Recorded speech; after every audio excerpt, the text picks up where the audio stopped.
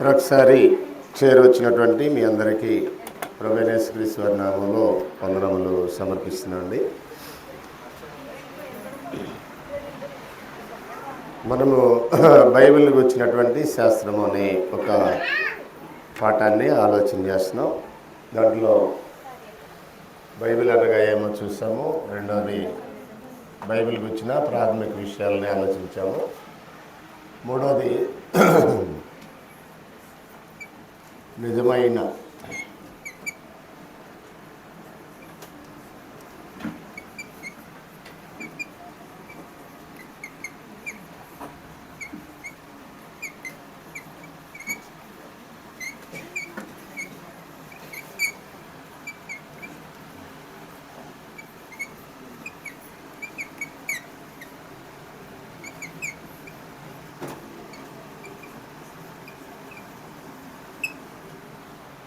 నిజమైన విజ్ఞాన శాస్త్ర వాస్తవాలతో ఏకీభవిస్తున్న బైబిల్ అనే ఒక విషయాన్ని కొద్దిసేపు మనం ఆలోచించాలి. చాలామందికి ఉన్న అపోహ ఏంటంటే విజ్ఞాన శాస్త్ర వాస్తవాలతో బైబిల్ ఏకీభించదు అనేది ఒక అపోహ. విజ్ఞాన శాస్త్రం అంటే సైంటిఫిక్గా ఉన్నటువంటి కొన్ని ప్రూవ్ అయినటువంటి విషయాలతో బైబిల్ ఏకీభించట్లేదు. కాబట్టి బైబిల్ దేవుని గ్రంథం అని రిజెక్ట్ చేయడానికి చాలామంది దాన్ని వినియోగిస్తూ ఉంటారు. అంటే సైన్స్తో బైబిల్ ఏకీభించట్లేదు, లేదా బైబిల్ని సైన్స్ ఏకీభించట్లేదు, సైన్స్ బైబిల్ని విభేదిస్తుంది, విజ్ఞాన శాస్త్ర వాస్తవాలు బైబిల్కి వ్యతిరేకంగా ఉన్నాయి, కాబట్టి ఇది దేవుని గ్రంథం అయితే విజ్ఞాన శాస్త్ర వాస్తవాలకి ఎందుకు విభేదిస్తుంది అనే ఒక అపోహ మనుషుల్లో ఉన్నాయి. ఎక్కువగా లోకంలో ఉన్న మనుషులు 3 రకాలు ఉంటారు. ఒకటి ఆస్తికులు, అంటే దేవుని ఎరిగిన ప్రజలు. 2 నాస్తికులు, అంటే దేవుడు లేడనేటటువంటి ప్రజలు. 2 రకాల ప్రజల్లో ఒకటి దేవుడు ఉన్నాడని నమ్మేవాళ్ళు రకరకాల మతాలు ఉన్నాయి. వాళ్ళు నమ్మింది దేవుడా కాదనేది పక్కన పెడితే దేవుడు ఉన్నాడని సర్వమతాలు నమ్ముతూ ఉంటాయి. దేవుడు లేడనే ప్రజలు కూడా ఉన్నారు, వారిని నాస్తికులు అంటారు. దేవుడు ఉన్నాడని నమ్మే మత ప్రజలను ఏమంటారంటే ఆస్తికులు అంటారు. దేవుడు లేడనే ప్రజలను ఏమంటారంటే నాస్తికులు అంటారు. నాస్తికుల యొక్క ఆర్గ్యుమెంట్ ఏంటంటే సైన్స్ ప్రకారం దేవుడు లేడు, విజ్ఞాన శాస్త్రంతో కొలిచినప్పుడు దేవుడు అనేవాడే లేడు, మరి దేవుడు లేకుండా విశ్వం అనేది ఎలా వచ్చింది, మనిషి అనేవాడు ఎలా వచ్చాడు అనే సహజమైన ప్రశ్నకి వాళ్ళు చెప్పేది ఏంటంటే ఒక భయంకరమైనటువంటి లావా లాంటిది పేలి జీవకణాలు అనేవి ఉనికిలోకి వచ్చి అవి బహుకణాలుగా వ్యాపించి మొదట సింపాంజీలోంచి రూపాంతరం చెందుతూ మనిషి ఆవిర్భవించాడు, విశ్వం యొక్క ఆవిర్భావము ఇది అని చెప్పడానికి evolution theory, big bang theory అని 2 చెప్తూ ఉంటారు. వాటిని ఆధారం చేసుకొని దేవుడు లేడు అనే దగ్గరికి వచ్చేస్తారు. వాస్తవానికి దేవుడు లేడనేవాడు లోకంలో ఎలా పిలువబడతాడు? విజ్ఞాన శాస్త్రజ్ఞుడు అని పిలువబడుతున్నాడు.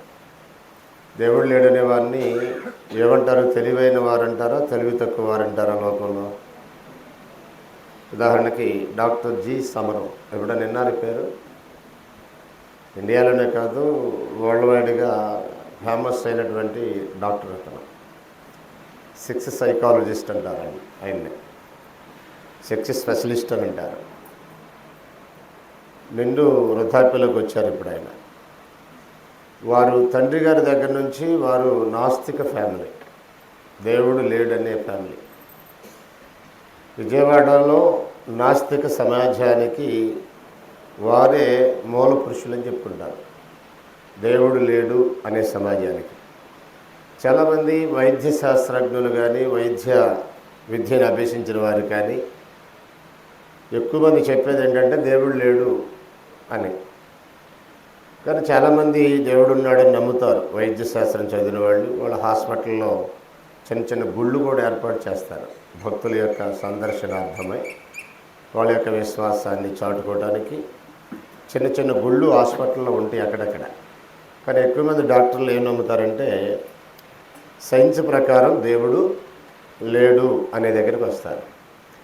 లోకంలో ఆ నాస్తికుల్లో మరో రకం ఎవరంటే ఈ కమ్యూనిస్టులు కూడా దేవుడు ఉన్నాడని నమ్మరు. కమ్యూనిజం అనేది అసలు దేవుడు నమ్మిన వారి నుంచే పుట్టిందని వాళ్ళకి తెలియదు.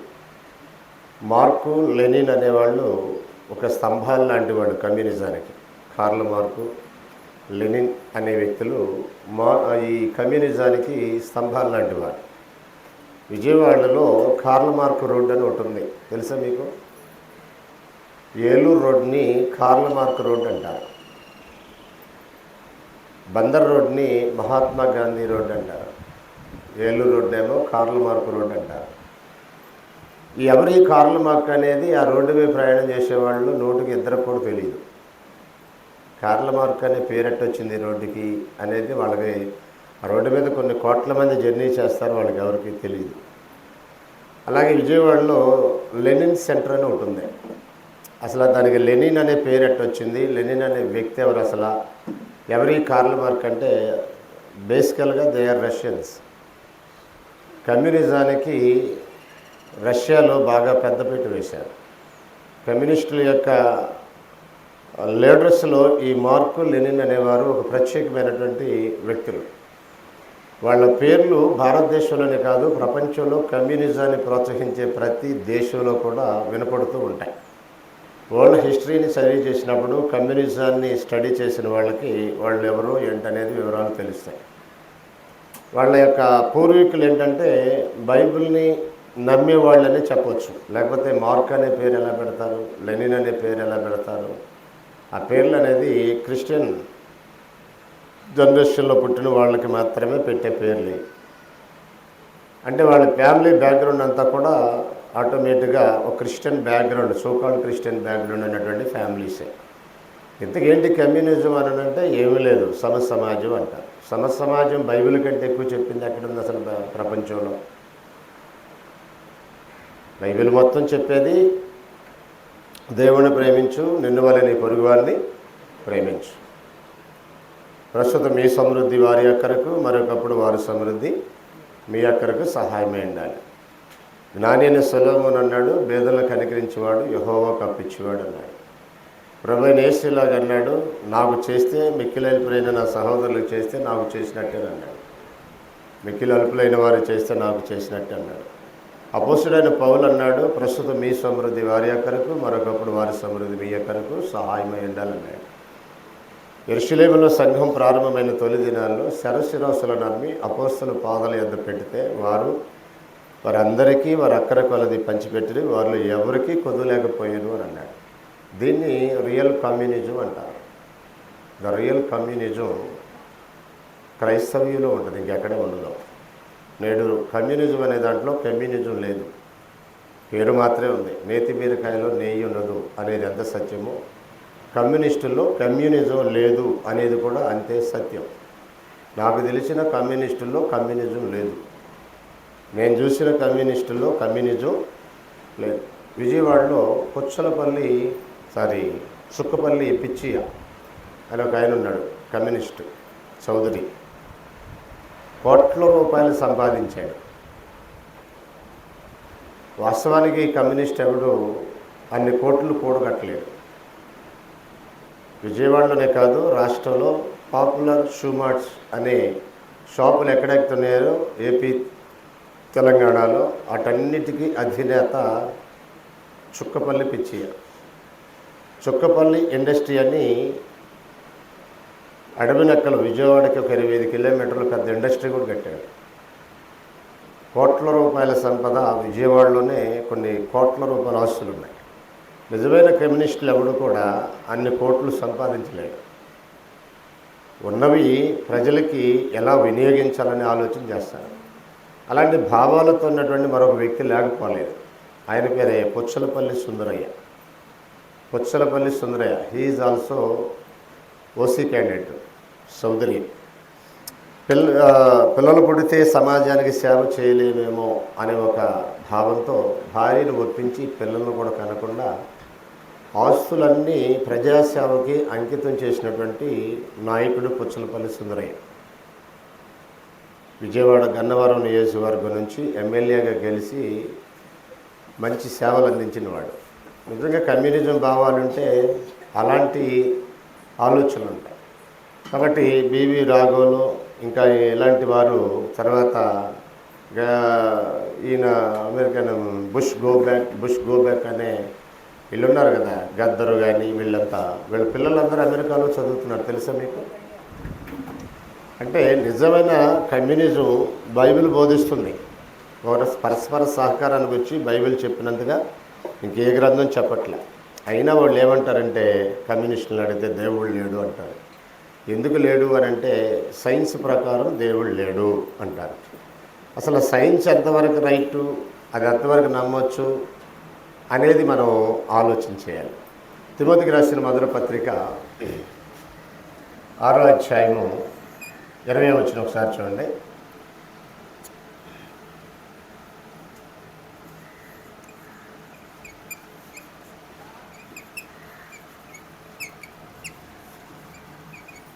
విజ్ఞాన శాస్త్రం కానిది విజ్ఞాన శాస్త్రంగా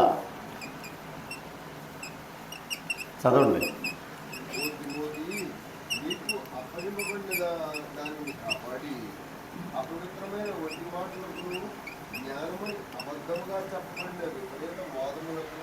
బైబిల్లో ఈ సైన్స్ అనే పదం కనపడదు. ఇక్కడ మీరు ఇంగ్లీష్ బైబిల్ చదివితే జ్ఞానమని అబద్ధముగా చెప్పబడిన విపరీత వాదము వచ్చి సో కాల్డ్ సైన్స్ అన్నాడు. Not science, so called science. So called religious people ఎలా అయితే ఉన్నారో అలాగే సో కాల్డ్ సైన్స్ ఉన్నాయి. అంటే మీకు అర్థమయ్యేటట్టు చెప్పాలంటే,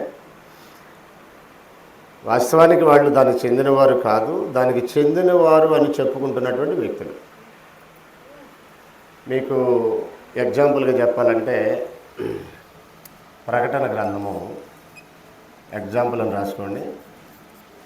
ప్రకటన గ్రంథము 2వ అధ్యాయము 9వ వచనంలో యూదులు కాకయే తాము యూదులని చెప్పుకునే సాతాను సమాజం అని అన్నాడు. అంటే నిజానికి యూదులు కాదు, వాళ్ళు యూదులని చెప్పుకుంటున్నారు. కొరింథీయులకు రాసినటువంటి 2వ పత్రిక 11వ అధ్యాయము 4వ వచనం చదివితే, సువార్త నకిలీ సువార్త, ఆత్మ నకిలీ ఆత్మ, యేసు నకిలీ యేసు. 13వ వచనం చదివితే అపోస్తలులు దొంగ అపోస్తలుడు, అంటే ఒరిజినల్ నకిలీ. అట్ ద సేమ్ టైం సైన్స్లో కూడా ఒరిజినల్ ఉంది, నకిలీ ఉంది. నిజమైన విజ్ఞాన శాస్త్రం ఉంది, విజ్ఞాన శాస్త్రం కాకుండానే విజ్ఞాన శాస్త్రం అని అబద్ధముగా చెప్పబడే విపరీత వాదము అన్నాడు దాన్ని. విజ్ఞాన శాస్త్రం అని అబద్ధముగా చెప్పబడు విపరీత వాదం అని. వాస్తవానికి విజ్ఞాన శాస్త్రం కాదు. విజ్ఞాన శాస్త్రములోనే తప్పులు దిద్దే రోజుల్లో మనం ఉన్నాం. ఇంతకీ విజ్ఞాన శాస్త్రంలో ఏముంది, బైబిల్ దాన్ని ఏకీపిస్తుందా లేదా అని మనం ఆలోచన చేయగలిగితే కొన్ని విషయాలు, అంటే చాలా మాట్లాడవచ్చు. మనకి ఇది రెగ్యులర్ బైబిల్ స్టడీ కాదు కనుక, మంత్లీ వన్స్ కనుక ఒక 2-3 ఉదాహరణలు లేదా 4 ఉదాహరణలు చెప్పి మీకు ఈ రోజు క్లాసు క్లోజ్ చేసే ప్రయత్నం చేద్దాం. విజ్ఞాన శాస్త్ర వాస్తవాలతో నిజంగా అది విజ్ఞాన శాస్త్రం అయితే బైబిల్ తప్పనిసరిగా ఏకీపిస్తుంది. బైబిల్ ఎక్కడ దాన్ని విభేదించదు. నిజంగా విజ్ఞాన శాస్త్రం అన్నీ ప్రూవ్ చేయబడిన దాన్ని ఎరిగి బైబిల్ను కూడా ఎరిగితే ఏ వ్యక్తి కూడా బైబిల్ విజ్ఞాన శాస్త్రానికి వ్యతిరేకమని చెప్పలేడు. ఏ సైంటిస్ట్ కూడా బైబిల్ విజ్ఞాన శాస్త్రం అని చెప్పలేడు. ఒకటే అతను బైబిల్ తెలియకపోవటం అయి ఉండాలి, లేదా నిజమైన విజ్ఞాన శాస్త్రం ఏంటో అతను ఎరగకపోవటం అన్నా అయి ఉండాలి.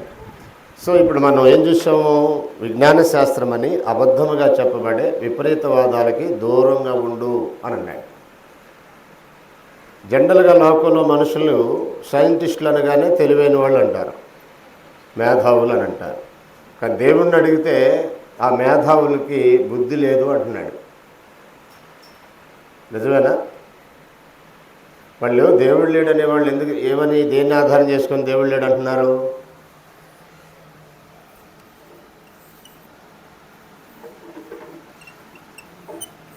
విజ్ఞాన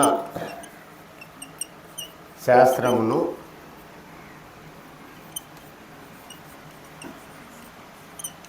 ఆధారంగా చూపుతూ దేవుడు లేడు అంటున్నారు.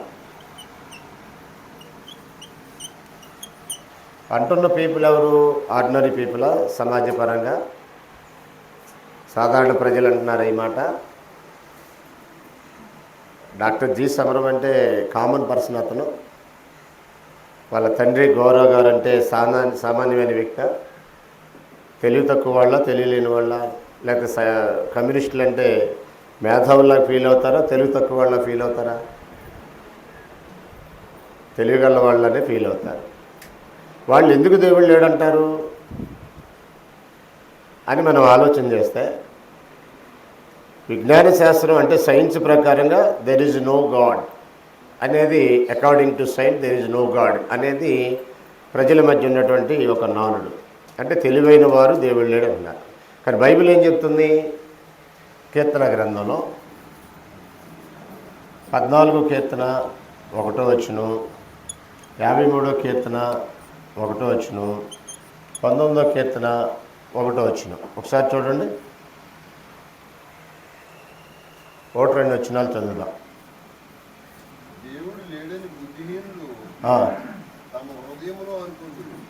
అంటే దేవుడు లేడు బుద్ధిహీనులు తమ హృదయంలో అనుకుంటారు. హృదయంలో అనుకున్నోడే బుద్ధిహీనుడు అయితే బయటికి చెప్పేవాడు ఎవరవుతారు? ఆయన దృష్టిలో ఏంటి అసలు? ఈ స్టేట్మెంట్ చేసే ప్రజలు సమాజం దృష్టిలో మేధావుల, తెలివి తక్కువ వాళ్ళ? దేవుడు లేడనే వాళ్ళు మేధావుల, చెడిపోయిన వాళ్ళ సమాజం దృష్టిలో? మాట్లాడరండి. సైంటిస్టులు అంటే తెలివైన వాళ్ళ, తెలివి తక్కువ వాళ్ళ? సైంటిస్ట్ అంటే తెలివైన వాడు. మనం సైంటిస్టులు కాదు, మనం అంత ఎఫోర్ట్ చేయట్లా. వాళ్ళు అంటున్నారు దేవుడు లేడని. ఇప్పుడు అబ్దుల్ కలాం ఉన్నాడు, ఆయన ప్రపంచ దేశాలు గుర్తించే స్థాయికి ఎదిగాడు. డాక్టరేట్ పొందాడు, భారతరత్న పొందాడు, భారతదేశానికి ప్రథమ పౌరుడిగా 5 years రాష్ట్రపతిగా కొనసాగాడు. ఓ ఫిషర్మ్యాన్ కుటుంబంలో పుట్టాడు, ఓ సాధారణ చేపలు పట్టే జాలర్ కుటుంబంలో పుట్టాడు తమిళనాడులో. ప్రపంచం గుర్తించే స్థాయికి ఎదిగాడు. మేధావి అంటారా, తెలివి తక్కువ అంటారా ఆయన్ని? అలాంటి మేధావులు చాలామంది చెప్పేది ఏంటంటే దెర్ ఈజ్ నో గాడ్, దేవుడు లేడు అని చెప్తారు. సమాజానికి, ప్రపంచానికి వాళ్ళు మేధావులు. దేవుని దగ్గరికి వస్తే మళ్ళీ ఒకసారి చదవండి. 15 సామెతల గ్రంథం 14వ అధ్యాయము 1వ వచనం. దేవుడు లేడని బుద్ధిహీనుడు తన హృదయాలు అనుకును, వారు చెడిపోయిన వారు, అసహ్య కార్యములు చేయదురు, మేలు చేయవాడు ఒకడును లేదు.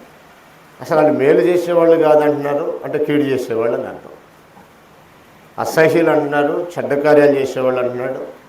బుద్ధిహీనులు అనే స్టేట్మెంట్ దేవుని నుంచి. కాబట్టి సంగతి కొలిచే విషయంలో దేవుని వైపు నుంచి కొలిస్తే ఒక రూపంలో ఉంటుంది, లోకం వైపు నుంచి కొలిస్తే మరొక రూపంలో ఉంటుంది. లోకం వైపు ఉన్నతంగా కనపడేది దేవుని దృష్టిలో వెరితనం. పౌలు కొరింథీయులకు రాసు, ఈ లోకరీత్యా జ్ఞాని అయిన వాడు దేవుని దృష్టిలో వెర్రివాడు. ఎట్ ద సేమ్ టైం వీళ్ళకి వాళ్ళు కూడా అలాగే కనపడతారు.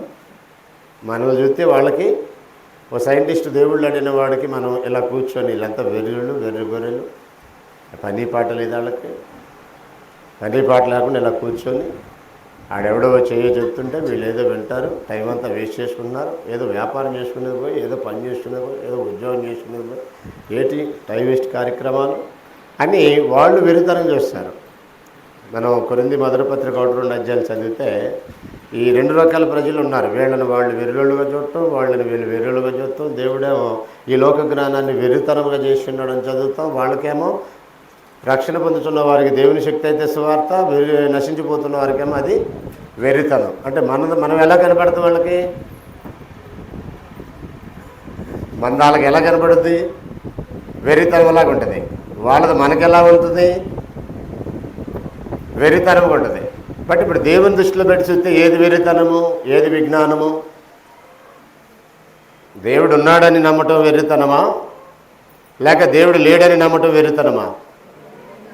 According to Bible, according to God's mind, దేవుని యొక్క మనసుని ఆధారం చేసుకొని కొలిస్తే దేన్ని వెర్రితనం అని దేవుడు అంటాడు? దేవుడు ఉన్నాడని నమ్మి ఆయనను ఆయనగా గుర్తించి ఆయనకి ఇవ్వాల్సిన గౌరవం ఆయనకి ఇచ్చినప్పుడు దాన్ని విజ్ఞానం అని అంటాడు, తెలివి అంటాడు. అది లేక నశించిపోతున్నారు ప్రజలని బైబిల్ యొక్క స్టేట్మెంట్. నా జనులు జ్ఞానం లేకే నశించిపోతున్నారు అన్నాడు. సత్యమును కనికరమును దేవునికి ఇచ్చిన జ్ఞానము దేశ ప్రజల్లో లేకపోవడం చూసి దేవుడు దేశ ప్రజల మీద వ్యాజ్యమాడుతున్నాడు అని అన్నాడు. గ్రంథం అంతట్లో ఏం కనబడిందంటే దేవుడు లేడనే జీవితం ఒక జీరో నాలెడ్జ్. దేవుడెవరో తిరిగిపోవటం ఒక దౌర్భాగ్యం. దానికి సంబంధించిన వివేకం అనుగ్రహించడానికే ప్రభువైన యేసు వచ్చాడు.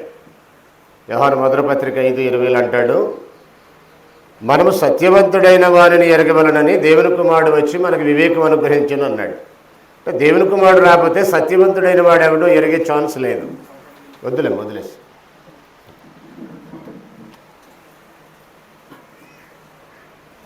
చూడుకోండి వాళ్ళకే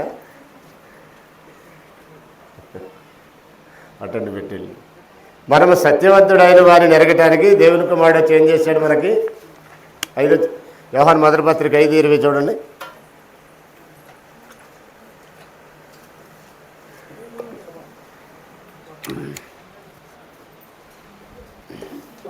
రైట్. మనము దేవుని కుమారుడైన యేసుక్రీస్తునందున్న వారమై సత్యవంతుని యందున్నాము. అసలు చదవలా మీరు? ఆయనే నిజమైన దేవుడు, నిత్య జీవమే అన్నాడు. అబ్బా ముందు నుంచి చదవండి సార్. మనము సత్యవంతుడైన వారిని ఎరుగవలెను. అది చదవండి. మనము సత్యవంతుడైన వారిని ఎరగవలనని దేవుని కుమారుడు వచ్చి మనకు వివేకమును అనుగ్రహించను అన్నాడు. వివేకవంతులు ఎవరు చెప్పండి? ఇప్పుడు అద్వితీయ సత్యదేవుడు ఎవరో ఎరిగిన వారు వివేకవంతులు. వాళ్ళు తెలివైన వారు, వాళ్ళు మేధావులు, వాళ్ళు విజ్ఞానవంతులు, వాళ్ళకి విజ్ఞానం ఉంది. అసలు ఆ దేవుడు ఎవరో తెలియకుండా చచ్చిపోయేవాడు తెలివైన వాడా? ప్రభువైన యేసు ఈ లోకానికి వచ్చింది దేనికంటే ఆ విజ్ఞానం కలిగించడానికే వచ్చాడు, ఆ వివేకాన్ని కలిగించడానికే వచ్చాడు. మనము సత్యవంతుడైన వారిని ఎరగవలనని దేవుని కుమారుడు వచ్చి మనకు వివేకమును అనుగ్రహించాను. లూకాసు వార్త 10:22.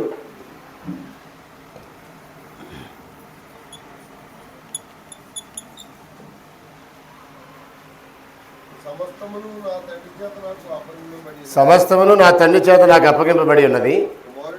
కుమారుడెవడో తండ్రి తప్ప మరి ఎవడు ఎరగడు. తండ్రి ఎవడో కుమారుడును, కుమారుడు ఎవనికి ఆయనను బయలుపరచను ఉద్దేశించను వాడు తప్ప మరెవడను ఎరగడు అని అన్నాడు.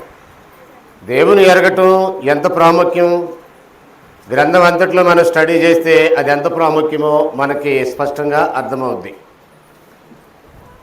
ఐశ్వర్యాన్ని బట్టి అతిశయించమాక, జ్ఞానాన్ని భూసంబంధమైన జ్ఞానాన్ని బట్టి అతిశయించమాక, సౌందర్యాన్ని బట్టి అతిశయించమాక, భూమి మీద కృప చూపుతూ నీతి న్యాయాలు జరిగించే యెహోవాను నేనే అని నన్ను పరిశీలనగా తెలుసుకున్నట్టు బట్టి అతిశయించవలను, అట్టి వాటిలో నేను ఆనందించబడినని యెహోవా సెలవిచ్చుచున్నాడు అన్నాడు. ఇర్మియా 9:23-24. ఎవడైనా ఒకవేళ భూమి మీద అతిశయించినట్లయితే దేనిని బట్టి అతిశయించాలి?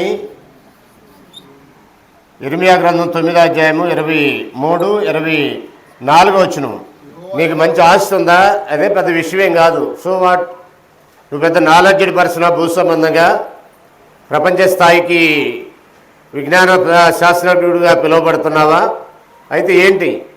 చదవండి ఒకసారి 23-24.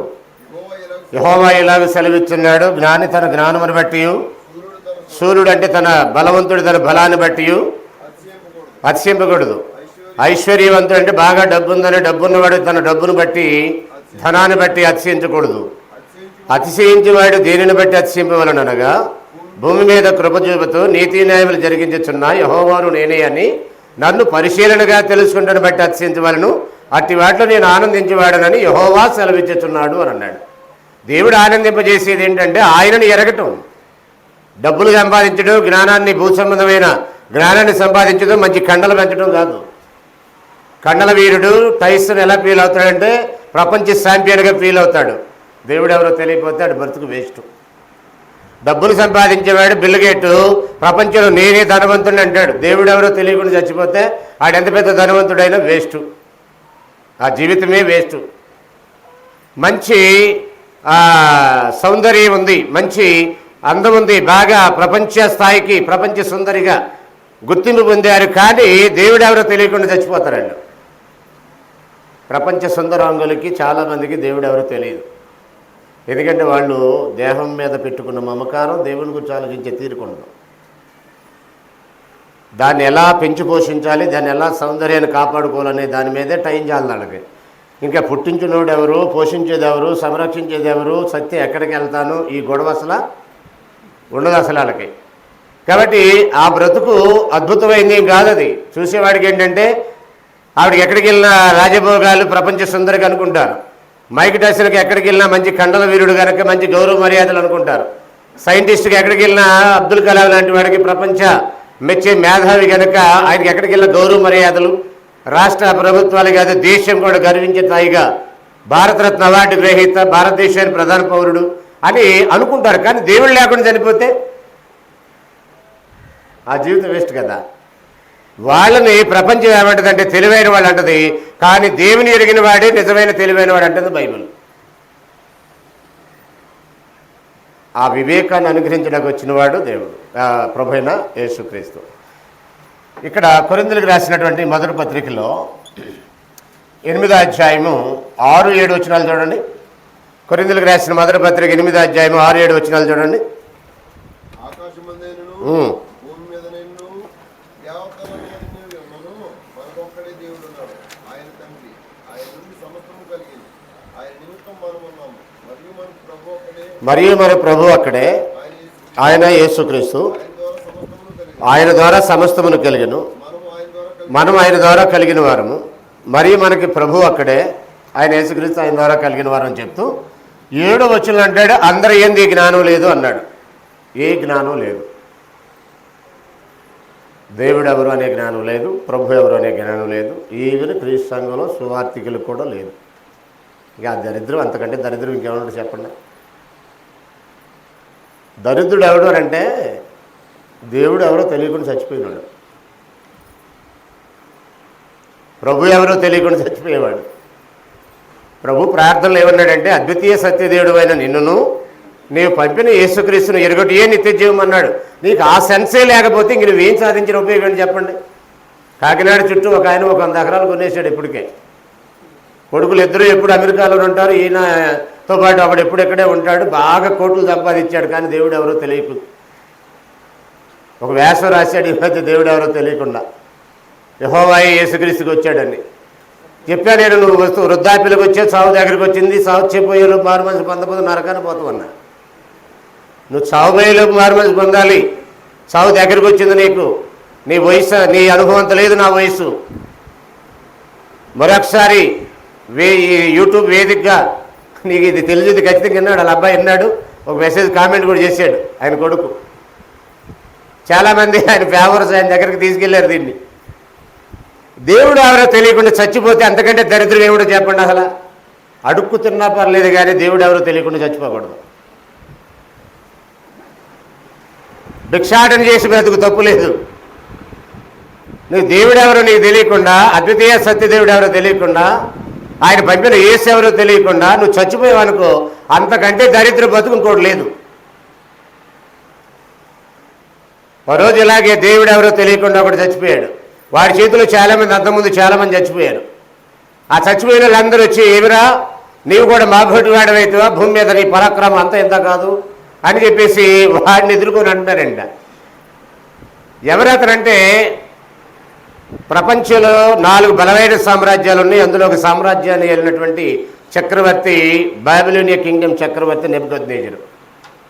మీరు యెషయా గ్రంథం 14వ అధ్యాయం చదివితే ఈ స్టోరీ ఉంటుంది. నీవు కూడా మాబోటి వాడివైతే నువ్వు ఎంతటి ప్రపంచ చక్రవర్తి అయినా, ప్రెసిడెంట్ ఆఫ్ అమెరికా అయినా, ప్రెసిడెంట్ ఆఫ్ ఇండియా అయినా, లేక ఏ స్థాయిలో ఉన్న బిల్ గేట్ అయినా, అంతకంటే నీకు ధనవంతుడివైనా, నీకు దేవుడు ఎవరో తెలియకుండా చచ్చిపోతే అంతకంటే దరిద్రం మరొకటి లేదు. నిజమైన దరిద్రులు ఎవరంటే భూమి మీద కృప చెబుతూ నీతి న్యాయం జరిగించిన యెహోవాని పరిశీలనగా ఎరగకుండా చనిపోయిన వారు. ఆ ఎరగటానికి అవసరమైన వివేకాన్ని అనుగ్రహించడానికి వచ్చినవాడు ప్రభువైన యేసు. ఇప్పటికీ అది అర్థం కాక ఉన్న వాళ్ళ గురించి మాట్లాడుతూ ఈ జ్ఞానం అందరికీ లేదు అన్నాడు. ఈ జ్ఞానం లేనివాడు లోకం దృష్టిలో ఒకవేళ ఘనుడవచ్చామో కానీ దేవుని దృష్టిలో మాత్రం వెర్రివాడు. కాబట్టి నిజమైన విజ్ఞాన శాస్త్రానికి బైబిల్ ఎప్పుడూ కూడా వ్యతిరేకం కాదు. దాంట్లో కొన్ని విషయాలు మనం ఆలోచించేద్దాం. చెరిపేస్తున్నా నేను.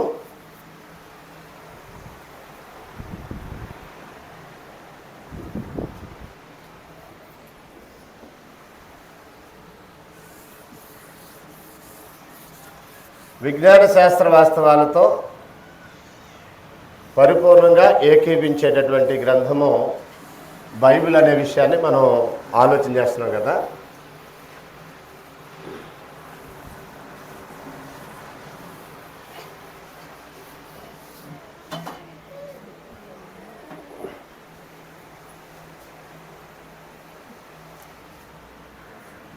సి పాయింట్ ఏబి రాసే కదా, 3 పాయింట్.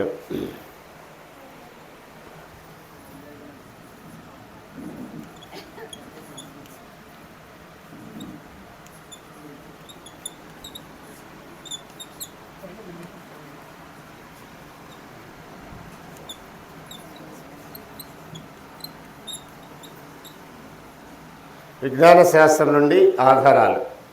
నెంబర్ 1,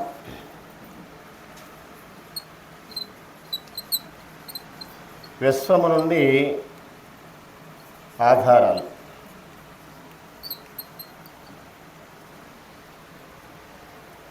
ఆదికాండము 1:1.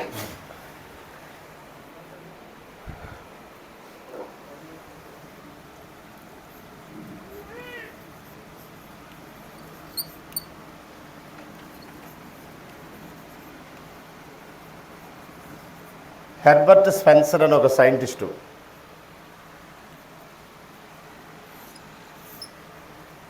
సుమారు ఎప్పుడంటే 1820 నుండి 1909 కాలంలో జీవించినవాడు. 1820 నుండి 1909 మధ్య జీవించినవాడు.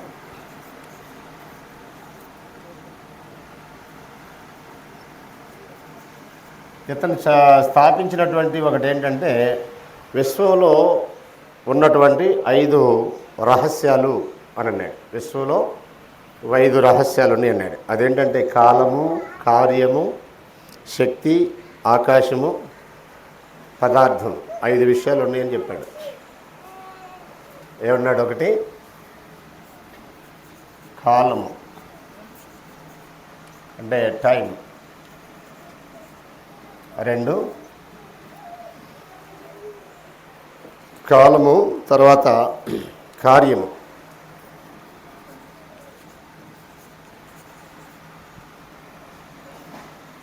యాక్షన్.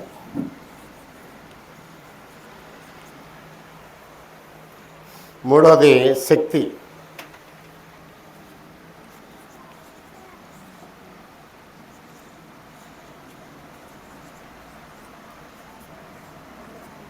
ఫోర్స్. 4 ఆకాశం.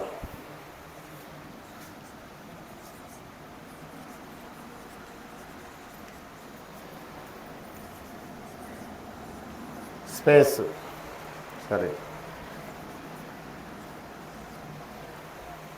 స్పేస్. 5 భూమి.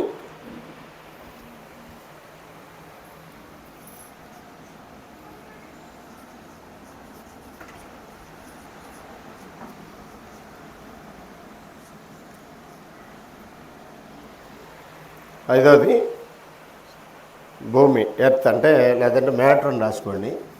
ఎర్త్ అని రాయండి. ఎర్త్ స్పెల్లింగ్ ఏంటి?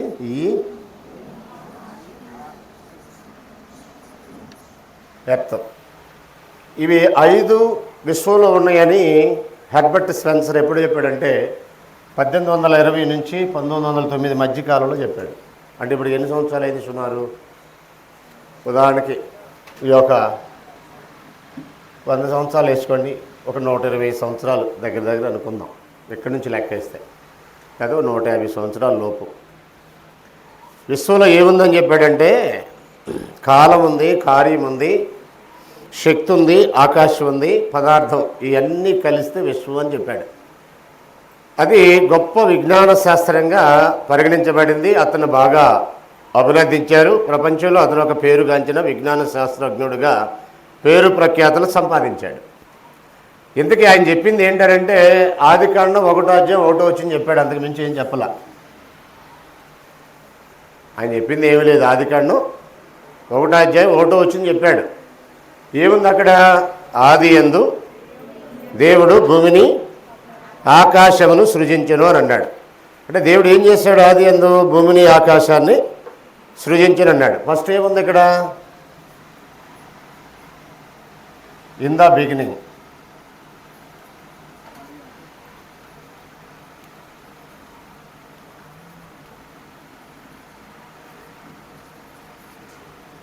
ఇన్ ద బిగినింగ్, సారీ ఇక్కడ కదా, ఇన్ ద బిగినింగ్. రెండో దాంట్లో God, in the beginning God. మూడో దాంట్లో వాజ్ క్రియేటెడ్. నాలుగోది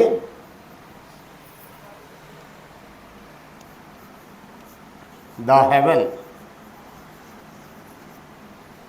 ఐదోది అండ్ ద ఎర్త్. ఆదికాండం 1వ అధ్యాయం 1వ వచనం వచ్చిందా? ఆది యందు దేవుడు భూమిని ఆకాశమును సృజించును. In the beginning God was created the earth and the heaven. అంటే కేవలం ఆదికాండం 1వ అధ్యాయం 1వ వచనంలో విన్న విషయమే చెప్పాడు. అది మొత్తం విజ్ఞాన శాస్త్రం అని చెప్పారు. హెర్బర్ట్ స్పెన్సర్ చెప్పే వారికి ఇది బైబిల్లోనే ఉంది, కానీ ఎవడు గ్రహించట్లా. బైబిల్ చదివే వారికి మాత్రమే అది అర్థమవుద్ది. అయితే ఇప్పుడు పెద్ద పెద్ద చదువులు చదువుకున్న వాళ్ళకు కూడా అర్థం కాకపోవడం కారణం ఏంటంటే బైబిల్ని ఈ సెక్యులర్ ఎడ్యుకేషన్లో ఒక పార్ట్గా చేయకపోవటం.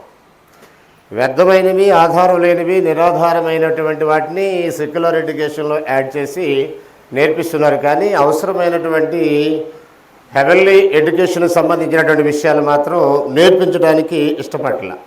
నేటికి 3200 సంవత్సరాల క్రితమే మోషే భక్తుడి ద్వారా ఆది యందు దేవుడు భూమిని ఆకాశమును సృజించను అనే ఒక మాటలో ఈ 5 విషయాలు ఉన్నాయి అనేది ఒక ఆదికాండం 1వ వచనంలోనే ఉన్నాయి. ఇవి మన బైబిల్ అంతా చదవక్కర్లా, ఇంకెక్కడికో వెళ్ళాల్సిన అవసరం లేదు. బైబిల్ మొత్తం చదివినప్పుడు కూడా దాన్ని సృజించినటువంటి సృష్టికర్త దేవుడే అని అర్థమవుతుంది.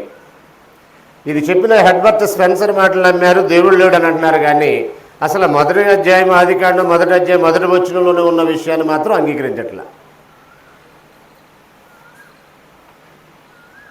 కాబట్టి విజ్ఞాన శాస్త్రములో నుండి ఆధారాలు వెతుక్కుంటూ వెళితే చాలా విషయాలు బైబిలు నిజదేవుని యొక్క సందేశము అనటంలో ఏ విధమైనటువంటి సందేహము లేదు. సరిపేస్తున్నా దీన్ని. నేను కొంచెం ఫాస్ట్గా వెళ్దాం అనుకుంటున్నాను.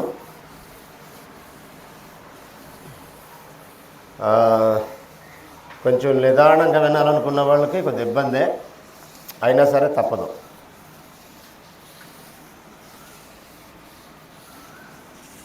విజ్ఞాన శాస్త్రం నుంచి మరొక ఉదాహరణ.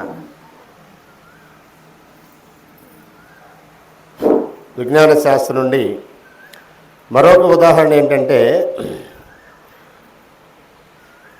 మన కనపడే నక్షత్రాలని లెక్కిస్తామని చాలామంది మాట్లాడారు. దాన్ని ఏమంటారంటే ఖగోళ శాస్త్రము అని అంటారు.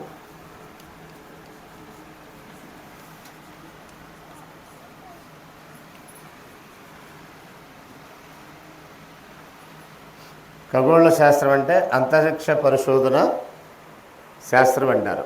దానికి అమెరికాలో ఒక ఇన్స్టిట్యూట్ ఉంది, దాన్ని నాసా అని పిలుస్తారు. కాలిఫోర్నియా స్టేట్లో ఉంది. NASA, national aeronautics space agencies, అంతేనా? కరెక్టేనా? రైట్. ఇది ప్రపంచంలో అల్లా అత్యంత పెద్ద పరిశోధన శాల. హబుల్ టెలిస్కోప్ అనేది ఒకటి కనిపెట్టక ముందు, అంతరిక్షంలోకి వెళ్ళి అది శాటిలైట్స్ ద్వారా పిక్చర్లు తీయక ముందు సైన్స్ ఒకలాగుండేది. ఇప్పుడు సైన్స్ బాగా డెవలప్ అయిపోయి సైన్స్లోనే సైన్స్ తప్పులు దిద్దే పరిస్థితి వచ్చేసింది.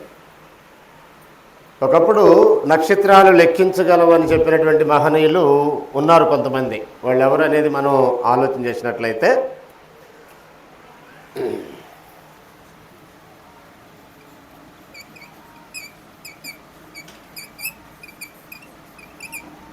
హిప్పార్కర్ అనే ఒక సైంటిస్టు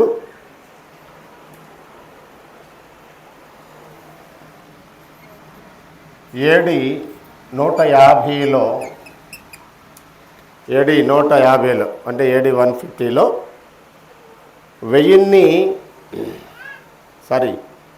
BC AD కాదు, తప్పు రాశాను, BC 128లో ఎన్ని చెప్పాడంటే 1025 అని చెప్పాడు. 1025 నక్షత్రాలున్నవి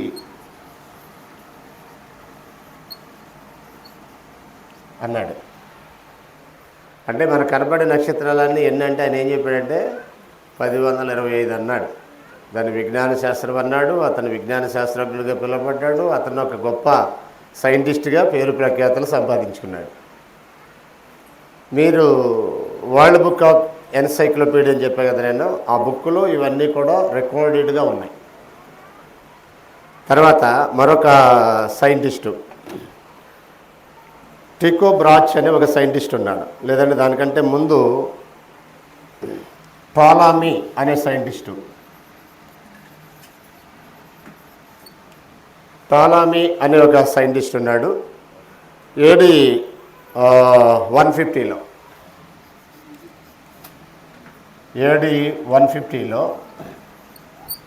ఇతను ఎన్నని చెప్పాడంటే 1050 అని అన్నాడు.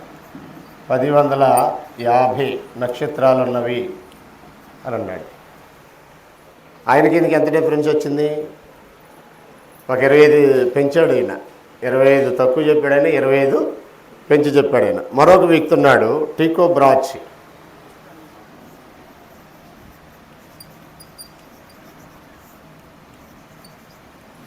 టికో బ్రాచ్ అనే సైంటిస్టు AD 1575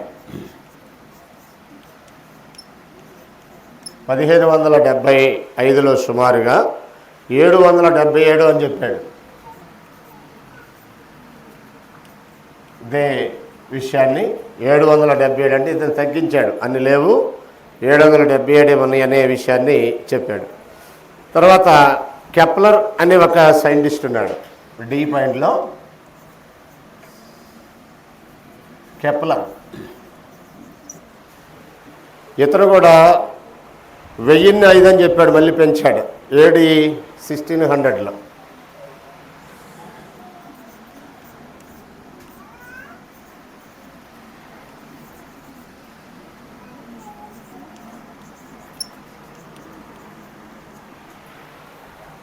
రైట్.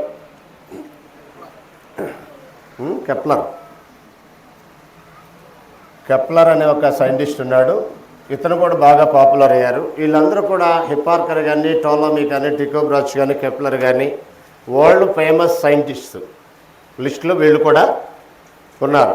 వీళ్ళు చేసినటువంటి ప్రతిపాదన ఏంటంటే ఖగోళ శాస్త్రాన్ని స్టడీ చేసి ఖగోళ శాస్త్రంలో నుంచి ఒక విషయాన్ని వెలికి తీశారు, దాన్ని వెల్లడి చేశారు. ప్రపంచం దాన్ని నమ్మింది. ఇవన్నీ రైట్ అంటారా చెప్పండి మీరు?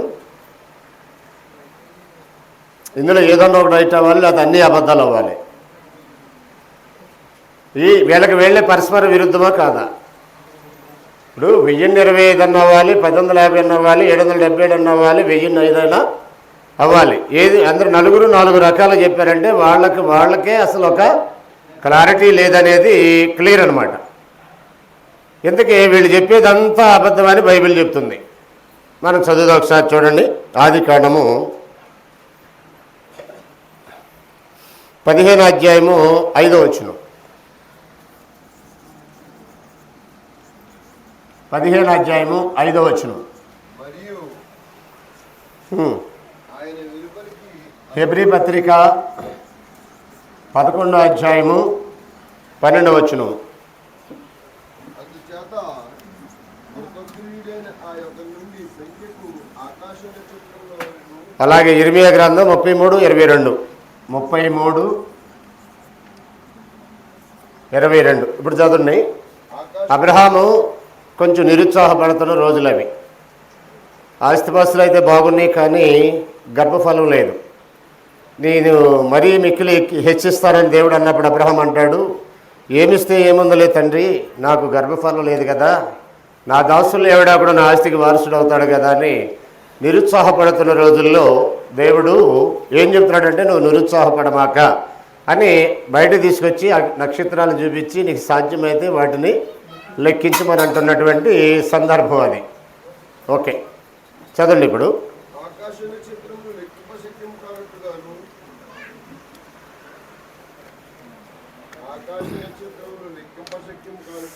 ఆకాశ నక్షత్రములు లెక్కింపశక్యము కానట్టుగాను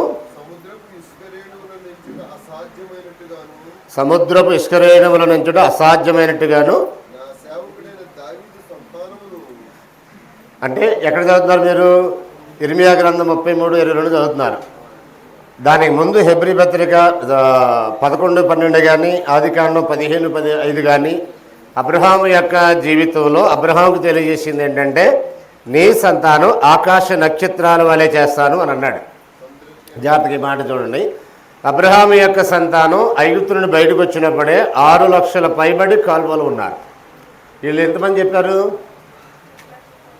నక్షత్రాల వలె అని అంటే నక్షత్రాలు నిజంగా 1025 అనుకో, వాళ్ళు ఎంతమంది ఉండాలి అబ్రహాం సంతానం? లేదు, అబ్రహాం సంతానం లక్షల్లో ఉన్నారు, నక్షత్రాలేమో ఈ సంఖ్యలో ఉన్నాయి కాబట్టి ఇదే రైట్ అని అంటారా? ఇవాళ సైంటిస్టులు ఏం చెప్తున్నారంటే, నక్షత్రాలు అసంఖ్యాకములు అని చెప్తున్నారు, వాటిని ఎవడూ లెక్కించలేడు అని చెప్తున్నారు. ఈ విషయం ఎప్పుడు చెప్పింది బైబిల్?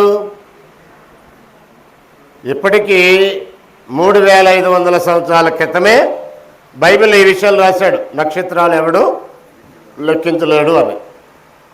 సో బైబిల్ దేవుని గ్రంథము అనటానికి సరిపడా ఆధారాలు బైబిల్లో ఉన్నాయి.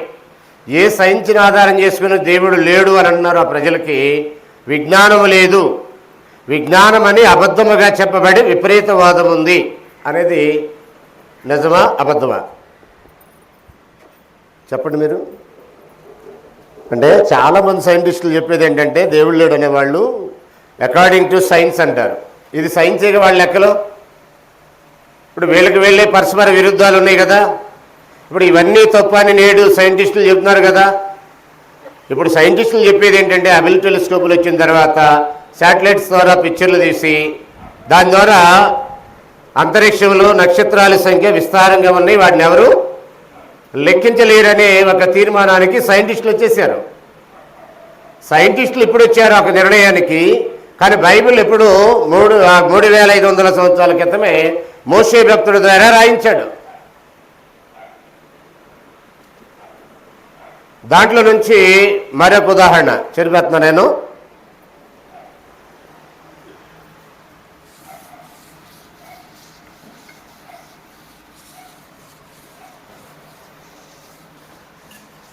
నలభై 148వ కీర్తన 3వ వచనం.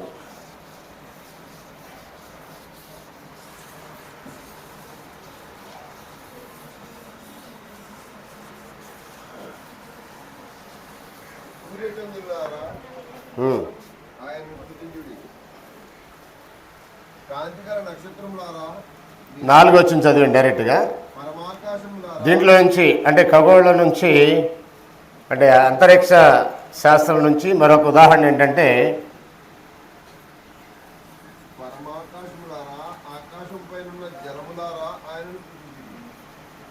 ఆకాశంపై విస్తారమైన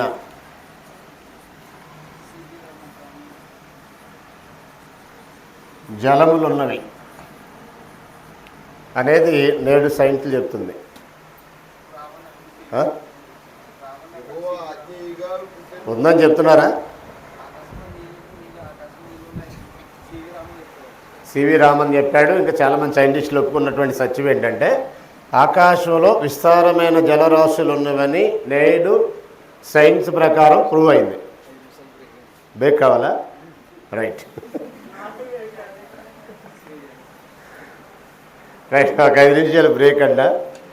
మరి మీరైనా నేనైనా నిర్వాహకులు చెప్పింది వినాలి, వదలాలి.